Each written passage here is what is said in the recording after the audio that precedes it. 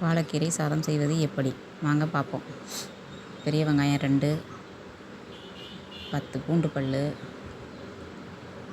ஒரு இஞ்சி துண்டு பொடியாக நறுக்கினது, ஒரு ஸ்பூன் மிளகாய், வெறும் மிளகாய்த்தூள், கொஞ்சமாக உப்பு போட்டு கொஞ்சம் லைட்டாக தண்ணியை ஊற்றி அப்படியே நல்லா ஃபைன் பேஸ்ட்டாக அரைச்சிக்கிறணும். இப்போ ஒரு கடாயை வச்சு அதில் எண்ணெயை ஊற்றி கடலைப்பருப்பு 2 ஸ்பூன் கடலைப்பருப்பு, அரை ஸ்பூனு உளுந்து, 2 காம்புக்கு இல்லாத மிளகாய், அரை மிளகாய், அது சும்மா ஒரு வாசனைக்கு தான், அரை ஸ்பூனு சீரகம், 10 கொஞ்சம்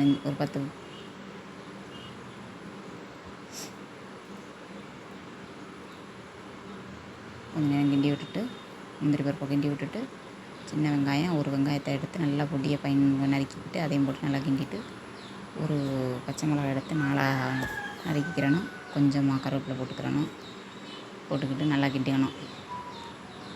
கிண்டிக்கிட்டு ஒரு தக்காளி, ஒரு சின்ன சைஸில் ஒரு தக்காளி அதையும் போட்டு கொஞ்சம் நேரம் நல்லா எண்ணெயிலே வதக்கி விட்டுட்டு, நம்ம அரைச்சி வச்ச பேஸ்ட் எடுத்து அதில் அப்படியே போட வேண்டியதே.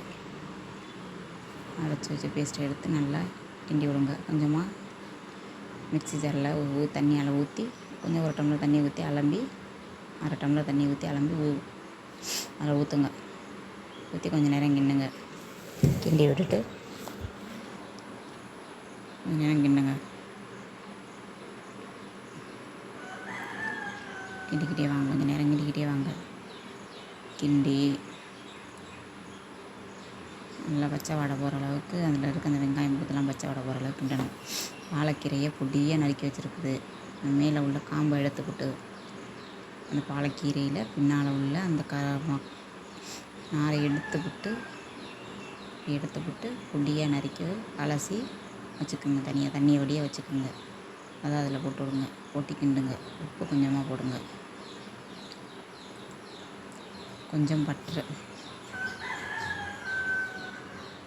கொஞ்சமாக தேவைப்பட்டால் போட்டுக்கோங்க, இல்லைன்னா தேவையில்லைன்னா வேணாம். பட்டர் கொஞ்சம் போட்டுக்கிறோங்க. போட்டு நல்லா கிண்டி விடுங்க. இந்த நேரம் நல்லா கிண்டி விட்டு சிம்மில் வச்சுக்கிறோங்க. சிம்மில் வச்சே கிண்டுங்க. அடுப்பை சிம்மில் வச்சு கிண்டுங்க. கிண்டி விட்டுக்கிட்டே வாங்க.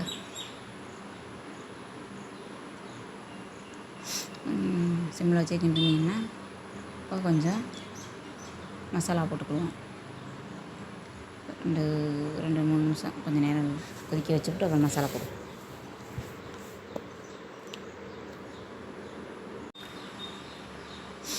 கொஞ்சம் நேரம் கிண்டிக்கிட்டே வாங்க. கிண்டிட்டு வந்தோடனே மசாலா போடுவோம். மல்லித்தூள் கொஞ்சம், சீரகத்தூள், மஞ்சத்தூள், மறுபடியும் உப்பு பார்த்துக்கிட்டு அது தக்கனா பத்தாதுக்கு உப்பு போட்டுக்கிறோம். வேண்டியதேன். உப்பு போட்டு கிண்டிக்கிட்டே வாங்க. அந்த எண்ணெய் பிரிஞ்சு வந்துருச்சா, சிம்மில் வச்சுக்கிறணும்.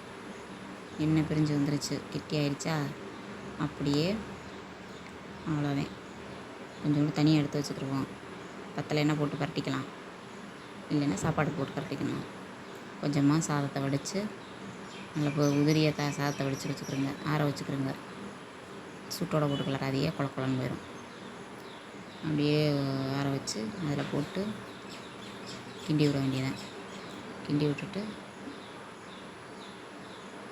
கொஞ்சம் நேரம் அப்படியே போட்டு கிண்ட வேண்டியதான். கிண்டி எடுத்து வச்சுக்கிற வேண்டியதான். எடுத்து தனியாக எடுத்து கொஞ்சம் நேரம் வச்சுருந்து இந்த சாரெலாம் சோத்தில் இறங்கட்டும்.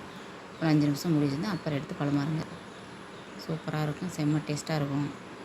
நீங்களும் ஒரு டைம் ட்ரை பண்ணி பாருங்கள். இது இருக்குது தேவைப்பட்டால் அதில்